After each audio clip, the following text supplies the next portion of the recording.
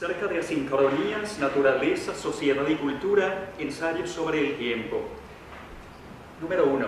El profesor George García Quesada, docente e investigador prolífico de la Escuela de Filosofía de la UCR, historiador profesional cuyo formación de la clase media en Costa Rica, economía, sociabilidades y discursos políticos, 1890-1950, se halla actualmente en prensa en Editorial Arlequín. Ha preparado como editor una bella colección de 12 artículos respecto del tiempo, abordado o desde el punto de vista de la historia de la filosofía griega preplatónica, o desde el punto de mira de la filosofía de la naturaleza, o desde el punto de vista de la filosofía de la historia, o desde el punto de mira de la metahistoria, o desde el punto de vista de la historia de la filosofía moderna, o desde el punto de vista de la filosofía de la economía, etc. He aquí 12 enjundiosos artículos que permiten aproximarse a la policromía del tiempo, cada uno de los cuales con uno de los cuales contribuye el editor. Número 2. El texto cuenta con un prólogo en el cual el profesor García Quesada plasma un concepto de filosofía, de acuerdo con el cual la filosofía es una suerte de metateoría cuyo propósito consiste en explicitar aquello que, de puro evidente a fuera de inmediato, suele transcurrir inadvertido por los agentes cognoscentes. He aquí un concepto de filosofía similarísimo al de Martin Heidegger, quien se representó a la filosofía, cuando menos en el respecto del correspondiente análisis conceptual, como una hermenéutica de la obviedad. Reproduzcamos el primer párrafo del prólogo del profesor García Quesada. Posiblemente la función más provechosa del pensamiento conceptual sea la de suspender nuestras certezas y problematizar aquello que el sentido común nos presenta sin más como la realidad. Es desde el distanciamiento crítico respecto de nuestro mundo aparentemente más inmediato que podemos llegar a entender la dinámica de los fenómenos que en principio percibimos como simplemente dados, como cosas ajenas a nuestra actividad vital. Aprovecharemos la oportunidad que el texto reproducido nos presta para exteriorizar una reflexión de inspiración kantiana respecto del papel de los constructos teóricos de la filosofía. Creemos que una teoría metafísica respecto del tiempo, por ejemplo, puede adecuarse a criterios intersubjetivos de adecuación, a los cuales solemos denominar criterios de preferibilidad teórica. Estos criterios son los fundamentos de adopción de una decisión racional relativamente a un constructo teórico entre múltiples. Toda teoría satisfactoria, afuera de competitiva y de superiormente eficiente para la resolución de problemas, involucra los rasgos metateóricos de unificación heurística, la cual, por cierto, supone la satisfacción de la conditio sine qua non de consistencia, o sea, de verdad formal, de fertilidad explicativa y finalmente de sistematicidad, o sea, de exposición de los explanartia en conformidad con, cuando menos, un concepto unificante. De acuerdo con el regiomontano, las teorías científicas deben, en principio, adecuarse a cada una de las susodichas propiedades, las cuales son correlativas de los conceptos intelectuales puros del género categorial de cantidad, a saber, la unidad, correspondiente a la forma judicativa de universalidad, la pluralidad, correspondiente a la forma judicativa de particularidad, y finalmente la totalidad, correspondiente a la forma judicativa de singularidad. Los ontólogos medievales, a quienes denominó antiqui, en Crítica de la Razón Pura B114, representáronse como propiedades trascendentales análogas las de unidad, verdad y bondad, cu oder libet ens est unum oerum bonum, Crítica de la Razón Pura B113. De otra manera, ens unum oerum bonumque conovertuntur. La aplicación del principio, se alude a esta ecuación ontológica, fue paupérrima en consecuencias. Por plantearlo carnapianamente, desde el punto de vista kantiano, la clase consecuencia del principio consta con exclusividad de proposiciones válidas, por razón de lo cual carece de contenido, de significación cognoscitiva. Con todo, habida cuenta de la diuturnidad de la adhesión al principio, este amerita un examen genealógico, mejor aún, hermenéutico. La correspondiente operación permite percatarse de que una regla intelectiva ha sido falsamente interpretada, B113, porque las propiedades evidentemente trascendentales no son más que requisita, esto es, condiciones sine quibus non del conocimiento de los objetos en general, conocimiento que se adecua a las tres categorías del género categorial de cantidad. Las mentadas categorías, por invocar materialmente, de acuerdo con la suppositio formalis, speciei personalis, o sea, la suposición formal de especie personal, a fuerza de que constituyen las condiciones genéricas del sometimiento, de la variedad inherente a la intuición sensible, a la unidad trascendental de autoconciencia, fueron utilizadas por los medievales y por los escolásticos renacentistas y barrocos con arreglo al sentido formal, de acuerdo con arreglo al sentido formal. Incongruentemente, empero, adjudicaron a las susodichas propiedades, en principio predicados lógicos, el estatuto de predicados reales. A continuación se reproduce un texto seminal del regiomontano, el cual no reproduciré, y sintetizo todo lo anteriormente establecido de la siguiente manera. El criterio de posibilidad conceptual es la definición del concepto, garante de la unidad, la pluralidad de las consecuencias implicadas por el concepto y finalmente la totalidad de estas. Lo que grosso modo planteo en el marco de esta digresión de carácter metateórico es que la teoría metafísica esgrimida para rendir cuenta de, por ejemplo, el tema del tiempo, debe satisfacer tres condiciones de adecuación. La primera es la condición de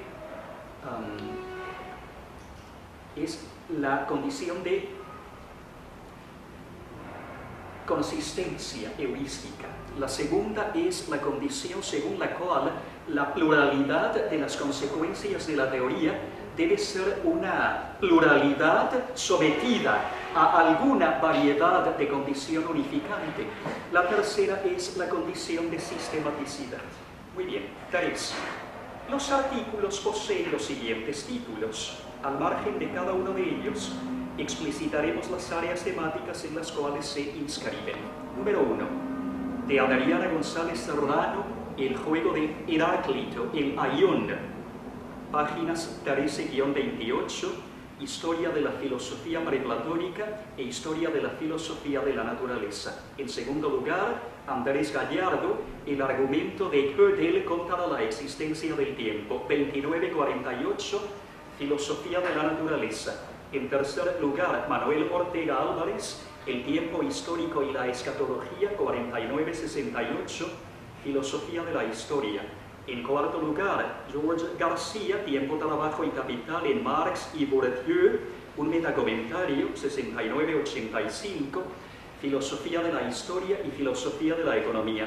En quinto lugar, Víctor Hugo Acuña Ortega, Tiempo histórico y ciencias sociales en Centroamérica en la segunda mitad del siglo XX, 87-106, Metahistoria. En sexto lugar, Sergio Pisaler Izquierda, Teoría marxista, Tiempo de la reificación y Tiempo de la insubordinación, 107-124, Filosofía de la economía. A continuación, en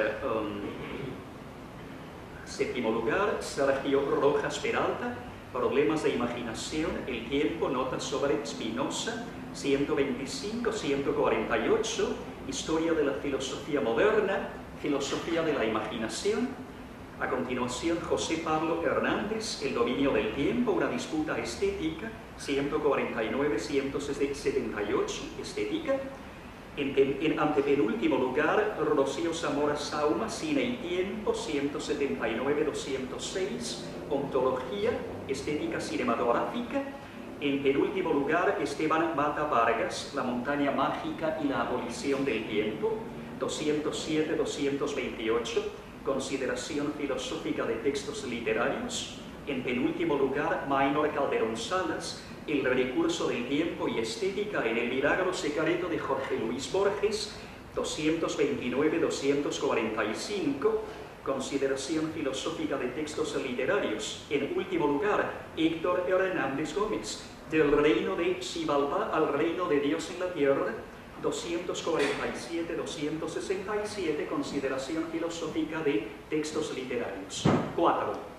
En primer lugar, reparemos en la contribución de la señorita González Serrano, acuciosa frecuentadora de las fuentes griegas y apasionada estudiosa de la filosofía griega antigua. Con el presente artículo principia el tratamiento de la dimensión natural del tiempo, el cual prosigue con el texto del licenciado Andrés Gallardo. Su artículo es el vehículo de una aproximación exegética a los compendiosos pensamientos de Heráclito de Éfeso, célebre filósofo preplatónico desde cuyo punto de vista, el cual es monista y transformista, la substancia del ente es el devenir y la substancia de la vida es una no substancia, a saber, el movimiento, el devenir, la tensión de las antítesis, etc. En conformidad con la lectura vitalista de Adriana González, la vida es afirmación de sí, es una suerte de hecho básico y por lo tanto explicativamente primigenio, el cual por consecuencia no admite explicación genuina alguna. Aplícase a la vida aquella muy interesante consideración del teólogo gallego contemporáneo Andrés Torres Queiruga, a propósito de los coalia y a propósito de realidades primigenias como lo es la libertad de espontaneidad, o sea, la potencia libre de la gente volente proveído de la libertad de albedrío. He aquí el texto del célebre Andrés Torres Queiruga. La razón es que ese paso constituye una dialéctica originaria y específica y por lo tanto no deducible a priori. Querer comprender un acto de la libertad es absolutamente contradictorio, decía Fichte. Por eso no resulta nunca completamente racionalizable. Solo es accesible en su misma experiencia y debe ser juzgada desde ella sin reducirla a categorías inferiores del orden natural que la anularían, negándola en su especificidad. De entrada, esto se presenta difícil y extraño, pero bien mirado es lo natural y esperable en todo fenómeno primario, en toda intuición fenomenológicamente originaria. Sucede ya en la simple percepción de un color. Afirmamos el verde porque lo percibimos y solo porque lo percibimos. Si pudiésemos explicarlo, ya no sería originario, sino reductible a otros elementos que lo explicarían. Pero entonces ya no sería el verde, sino alguna aproximación externa como la que a partir de las explicaciones científicas de su originación, e interrumpo el texto de Andrés Torres Queiruga. Pertenece a la obra Repensar el mal de la ponerología a la teodicea, Dorota 2011. Toda pretendida explicación, prosigue un servidor, no ya Andrés Torres Queiruga, toda pretendida explicación de la vida es en esta medida inexorablemente circular, a favor de que implica referencia a la vida misma. La vida es pues una suerte de totalidad de movimiento de autoconstitución, a saber, autopoética, la cual es autorreferente. La vida es, de acuerdo con esta interpretación, a continuación transcribo una porción del artículo de Adriana González, un todo unitario, es lo uno, lo único que existe, lo único que permanece. Pero lo que permanece es el incesante automovimiento de la vida. Para volver a las primeras palabras de este texto, la vida es movimiento, es ir y venir, devenir, página número 13. Respecto del tiempo, la autora ha hecho observar que equivale al juego ideal, interpretación de Gilles Deleuze, juego de los problemas y de la pregunta, según el texto lógica del sentido. Si tal es el caso, entonces carece de determinaciones extrínsecas. No es exteriormente télico y finalmente es para sí. Puesto que lo primero, entonces lo segundo, por las dos anteriores. Empero que el aión, el tiempo en cuanto eternidad, sea autotélico, implica como consecuencia una proposición que ya conocemos, o sea, que el fundamento de la autocontenida totalidad vital es la vida misma. Y en conexión con el tema del aión, y con el tema de Chronos, y con el tema de Kairos, me remito al artículo de Héctor González Gómez, según el cual existen tres especies del tiempo. Remito a la página número 254. El tiempo eterno, el cual es el aión, el tiempo lineal, o sea, Chronos, y finalmente Kairos, esto es el instante. el cual funge como medio de emparentamiento del primero y del segundo. En acuerdo con la interpretación del licenciado González, los profetas establecen un nexo entre el primero y el segundo tiempos, por conducto de acaecimientos del mundo, enmarcados en el Kairos. 5. En segundo lugar, ocupémonos del argumento gödeliano contra la existencia del tiempo. Helo aquí, de acuerdo con la exposición del licenciado Andrés Gallardo, docente e investigador de la Escuela de Filosofía de la Universidad Nacional, la escuela que ha acogido el texto en orden a publicarlo como cuaderno número 45 de la colección Prometeo. A. El universo existente es un elemento del conjunto de universos posibles en los cuales el viaje en el tiempo es posible. B. Si es el caso que A, entonces en ninguno de ellos lo pretérito ha transcurrido enteramente. En tercer lugar, o sea C, en ninguno de ellos lo pretérito ha transcurrido enteramente. D. Si es el caso que C, entonces el tiempo físico no puede ser legítimamente identificado con el tiempo intuitivo. E. El tiempo físico no puede ser legítimamente identificado con el tiempo intuitivo, por las dos anteriores. F. El tiempo, tal y como es usualmente concebido, es indiscernible del intuitivo. G. El tiempo, tal y como es usualmente concebido, no puede ser legítimamente identificado con el tiempo físico, por las dos anteriores. H. Al tiempo, tal y como es usualmente concebido, es esencial la pluralidad de los instantes y de los intervalos. I. Al tiempo físico es ajena la pluralidad de los instantes y de los intervalos, por G y por H. J. Solamente la teoría física describe con verdad lo existente. K. El tiempo físico es el tiempo cuyo concepto es elaborado por la teoría física. L. El tiempo según su sentido intuitivo no existe, por I-K. Este es grosso modo el argumento, tal y como ha sido expuesto por Andrés Gallardo. De acuerdo con el profesor Gallardo, en la medida en que el filósofo, o sea, el agente reflexivo, in genere, aspira a relacionar el tiempo, según su modo relativista de presentación, con el tiempo intuitivo, o sea, con el conjunto de carencias preteóricas, desde el punto de vista de la teoría que acerca del tema ostenta autoridad epistémica, respecto del tiempo, carencias que participan del sentido común de nuestra civilización, descubre que los correlativos conceptos son mutuamente inconmensurables. Si tal es el caso, entonces quien adopta la teoría general de la relatividad ha de recusar el concepto de tiempo según el cual el tiempo es fluente. El tiempo fluente es aquel que posibilita un vínculo inalterable entre lo pretérito, lo presente y lo futuro, o sea, lo pretemporáneo, lo contemporáneo y lo posttemporáneo. El tiempo fluente es el tiempo objetivo. Tiempo fluente equivale por definición a tiempo objetivo, por la anterior. Quien adopta la teoría general de la relatividad ha de recusar el concepto de tiempo según el cual el tiempo es fluente, por las dos primeras mediante modus ponendo ponens. Quien adopta la teoría general de la relatividad ha de recusar el concepto de tiempo objetivo, por la tercera y la última mediante sustitución de términos equivalentes. Y el argumento prosigue, pero no los fatigaré. Muy bien. Kurt Gödel, 1902-1978, condensó de la siguiente manera su sofisticado argumento. He aquí el texto reproducido por Andrés Gallardo. Si la experiencia del lapso de tiempo transcurrido puede existir sin un lapso de tiempo objetivo, es decir, el que transcurre para los observadores locales sin necesidad de una temporalidad universal, no puede darse ninguna razón por la cual haya que admitir un lapso objetivo de tiempo en absoluto. O sea, por apelar a la figura del logotropo, si la experiencia del lapso puede existir sin lapso objetivo, entonces no puede haber una razón suficiente que funde la admisión del lapso objetivo. Es así que lo primero, lo sabemos porque la presente es una consecuencia de la teoría general de la relatividad. Es así, por lo tanto, que lo segundo.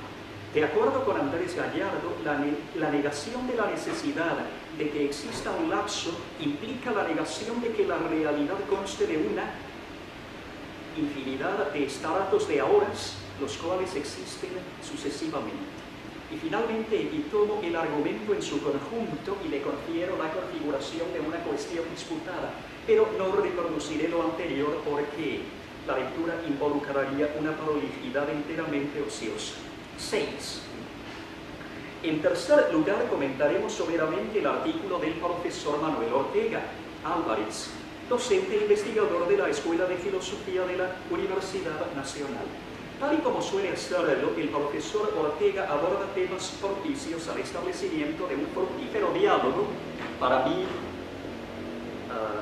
introduzco una impertinencia de carácter personal singularmente estimulante entre la teología bíblica y la filosofía de la historia, la filosofía de la religión, etc. La primera parte del artículo repara en cómo el judaísmo permitió transitar desde el mito del eterno retorno de lo idéntico hasta una plena ruptura con el anularismo, ruptura implicada por la asunción de la existencia de un tiempo lineal y métrico dotado de comienzo y de término. En la tierra cananea preisraelítica, el culto a Baal se inscribió en una matriz agraria y agrícola, en una dinámica de la fertilización de las tierras por las lluvias. Semejante dinámica confirió sentido a una representación anular del tiempo. En el Egipto faraónico, el tiempo fue representado a la luz también de la susodicha matriz agraria y agrícola como anular. El tiempo no es más que el modo de persistencia de aquello que inexorable e irrefragablemente recurre, reitérase, retorna una y otra vez sin languidecimiento ni desfallecimiento algunos. Enos en presencia de un concepto de la naturaleza y del tiempo, según el cual existe un ciclo de la naturaleza, el cual implica un inexhaurible retorno de lo idéntico. A propósito de Grecia, cabe acelerar algo similarísimo. De acuerdo con la certera apreciación del teólogo Juan José Tamayo, el pueblo griego, aquel cuyo más arcaico pensamiento mítico permitió representar cíclicamente el modo de persistencia que es el tiempo, la historia proporciona enseñanzas para lo venidero, pero con una particularidad consistente en que el futuro será idéntico a lo ya acaecido. El texto procede de Para comprender la escatología cristiana, página número 54. Israel, en cambio, procedió a cimentar un concepto histórico de tiempo, desde cuyo punto de vista la historia humana es una historia de redención. Por usar el léxico del teólogo suizo contemporáneo Hans Künke, de rehabilitación, de justificación, de un sujeto interpelado por una deidad personal. Tanto la tradición bíblica apocalíptica cuanto la tradición bíblica no apocalíptica convergen en asumir que la redención ha de acaecer en el escenario histórico, no fuera de la historia.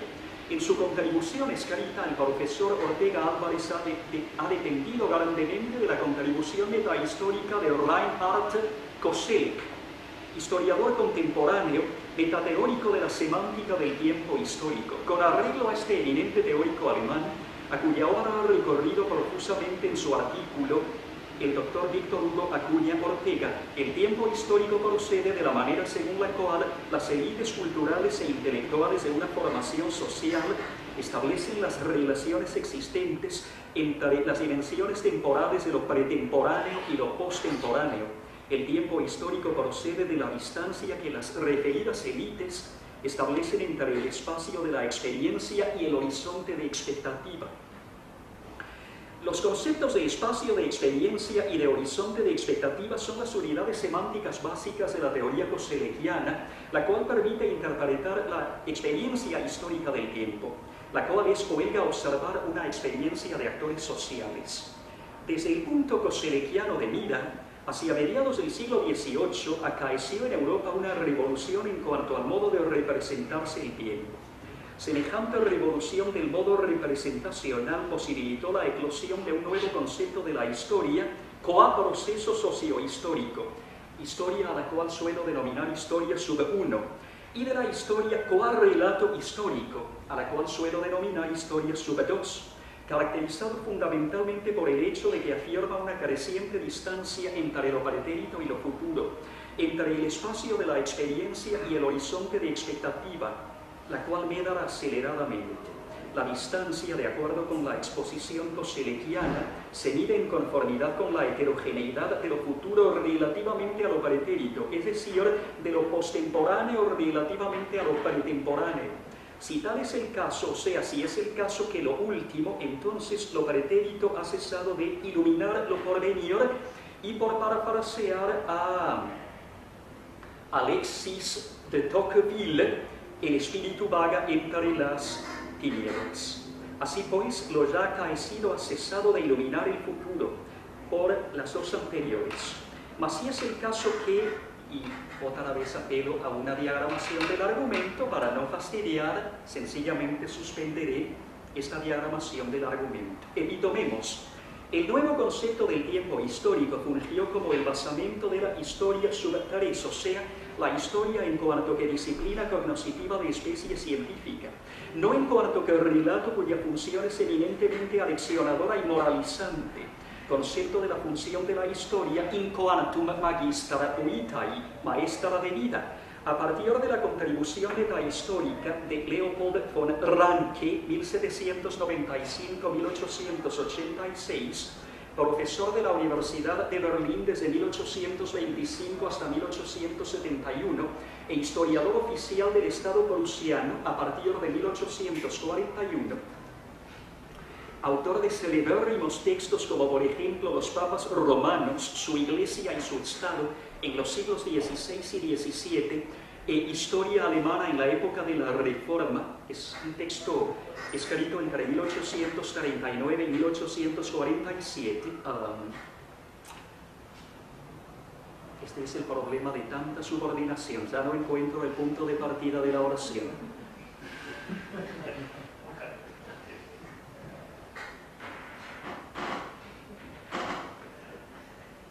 La historia ha de consagrarse con exclusividad a reproducir con fidelidad lo acaecido, abstracción hecha de la interferencia implicada por la interpretación de los hechos.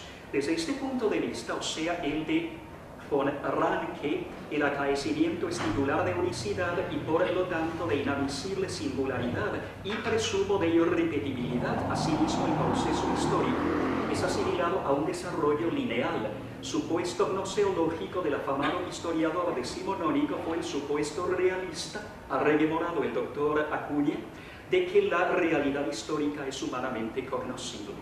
Con fundamento sobre las tesis metahistóricas de Reinhard Koselleck, François Agathogue en Regímenes de historicidad, presentismo y experiencias del tiempo, París, año 2003, ha admitido la posibilidad epistémica de reconocer múltiples regímenes de historicidad, o sea, de modos posibles de articular el vínculo pretérito-futuro.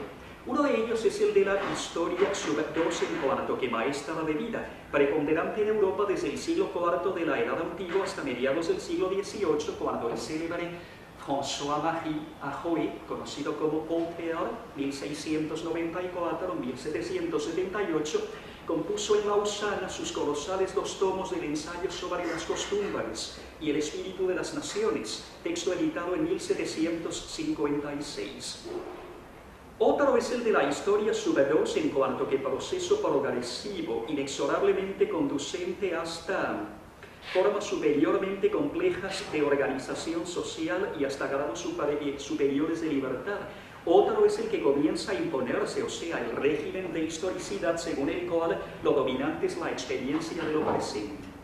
Desde el punto de vista del último de los mentados regímenes de historicidad, la tesis progresista es muy problemática y harto debatible. Es presumiblemente falsa porque ha sido cuantiosamente controvertida por los hechos. El presente es representado como desprovisto de ligaderes significativos con lo ya acaecido y desproveído de vínculos con lo porvenir. El susodicho régimen de historicidad es presentista. No empleamos la palabra según el sentido de Huguism, en el sentido de que no contempla nexo entre el espacio de experiencia y el horizonte de expectativa. En acuerdo con este régimen de historicidad, el presente vive en una continua abolición de sí mismo, en una aceleración perpetua, marcada por una ciega fuga hacia adelante. Víctor Hugo Acuña, página número 94 del texto comentado. Retorno al artículo de Manuel Ortega. Con arreglo a la lectura del profesor Ortega, el tiempo según su sentido histórico refiere, aludimos a la expresión tiempo, de la cual hacemos mención, por causa de lo cual la entrecomillamos, a la experiencia intersubjetiva, valga el pleonasmo, la experiencia de una pluralidad de sujetos real y simbólicamente interactuantes, de un conjunto de personas dotadas de prácticas sociales y de representaciones mentales colectivas, según el sentido de que en la mente de cada uno de los sujetos se substancia, de acuerdo con la acepción semántica de la voz, un contenido capturado por conducto del episodio psíquico de índole representacional. Este es el único sentido que hallo en la expresión representación colectiva. El presente es un tiempo heterogéneo, un tiempo de la no simultaneidad y de la irregularidad. Prosigue Manuel Ortega. Prosigue mi comentario del texto de Manuel. Con arreglo a la metahistórica reflexión coselequiana, la experiencia es lo pretérito hecho presente, toda vez que la mente faculta para rememorar, y la rememoración involucra la presentificación atentiva de lo ya acontecido. La experiencia, en cuanto que contenido experimentado, presérvase colectivamente en la medida de su transmisión de generación en generación. En la experiencia, en cuanto que contenido experimentado, se fusionan la elaboración racional y los modos inconscientes del comportamiento. El horizonte de expectativa, por su parte, es el futuro atentivamente presentificado, el cual es vectorial, toda vez que apunta hacia un todavía no histórico. Es la expectativa que se efectúa en el hoy, pero siempre mirando hacia lo futuro. Página número 54. Aprovecho la ocasión para interpolar otra de mis fastidiosas impertinencias. Reprobaré una aceleración de Reinhard Koselleck, quien ha planteado que el horizonte de expectativa del régimen de historicidad anterior al advenimiento de la modernidad hallábase abierto a la divina intervención, por causa de lo cual el tiempo concebíase como controlado por Dios y el momento futuro como determinado por el divino designio. Creemos que ha confundido cadasamente la presciencia y la predestinación. La presciencia no implica en absoluto otra determinación que la certidumbre objetiva. Remito a los ensayos de Teodicea sobre la bondad de Dios, la libertad del hombre y el origen del mal, artículo número 43. En absoluto la preparación de los bienes, condición necesaria de la predestinación, tal y como fue concebida por el antonomástico teólogo, por lo menos en el seno del catolicismo, de la predestinación, Aurelio Agustini Ponense, en su De Civitate Dei, en su De Dono Perseverantiae, capítulo 13, y por Tomás de Aquino, en Suma de Teología 1.23, y en la sexta cuestión disputada a propósito de la verdad. Y mucho menos el invulnerable necesitamiento del actuar de sus criaturas. Antes bien, la presciencia no implica que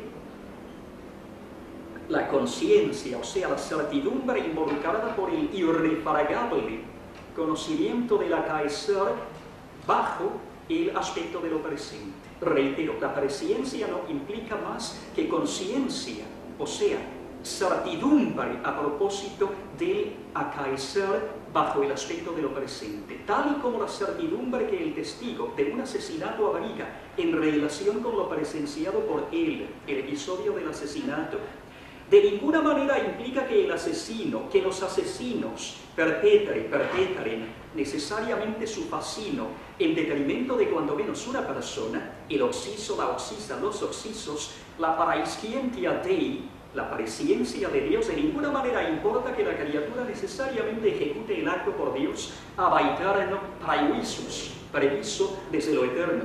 Remito en este punto al respecto teológico racional al célebre alegato de Aurelio Agustini Ponense contra Marco Tulio Cicerón, negador de que los números conozcan el valor veritativo de las proposiciones atinentes a los estados futuros contingentes de cosas. Cito en De Civitate Dei, o sea, sobre la ciudad de Dios, libro 5, capítulo 9.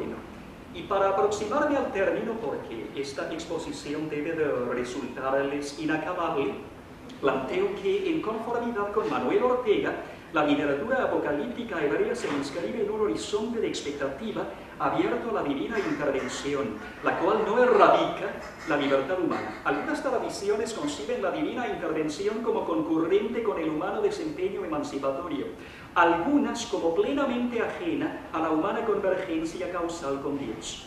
Las primeras son indudablemente concurrencialistas, o sea, poseen un supuesto etiológico de índole concurrencialista, no las segundas, las cuales se orientan en el concreto respecto escatológico hacia el unicausalismo. Desde el punto de vista de la literatura apocalíptica, A. Existe antes que continuidad histórica, ruptura cualitativa. B. A veces el dualismo de lo temporal histórico acusa la influencia del masdeísmo. C. La era futura será el anverso de la era presente. D. Y a veces el factor hegemónico. E. No caben los acaecimientos exteriores a la historia. F. El tiempo es universal. Usando de las categorías metahistóricas de Koselleck y cimentando su estimación sobre los 6 incisos anteriormente enumerados, el profesor Ortega procede a aseverar que el espacio de experiencia en el cual se gestó la literatura apocalíptica hebrea fundó un horizonte de expectativa desde el cual se avisora la definitiva intervención de Yahvé en la historia universal. Finalmente, el artículo del profesor Ortega Álvarez enumera y examina un conjunto de interpretaciones de connotados teólogos bíblicos contemporáneos respecto de la temporalidad escatológica invocada por el cristianismo histórico. Muy bien, suprimiré esta porción del texto. Muy bien, y el número 7 será lo último. Hemos abordado exclusivamente 4 de las 12 contribuciones, de las cuales consta asincronías, naturaleza, sociedad y cultura, ensayos sobre el tiempo, o sea, una cuarta parte del texto. Como lo promete el programador titular de lectura, el libro se ocupa expositiva y hermenéuticamente de una pluralidad de enfoques acerca de algunas dimensiones del tiempo, entre las cuales descuellan desde el punto de vista de la obra la histórica, con la cual vincúlase el enfoque escatológico de lo temporal, la económica, la psíquica. Rescatamos las espléndidas contribuciones de 2 conocedores de la literatura contemporánea, el colega y amigo Esteban Mata Vargas, quien aborda el tiempo desde el punto de mira de La montaña mágica, 1924, y el profesor Maynor Calderón Salas, quien aborda el tiempo desde el punto de vista del milagro secreto de Jorge Luis Borges, relato breve integrante del volumen Artificios, editado en 1944, en el marco del volumen Ficciones.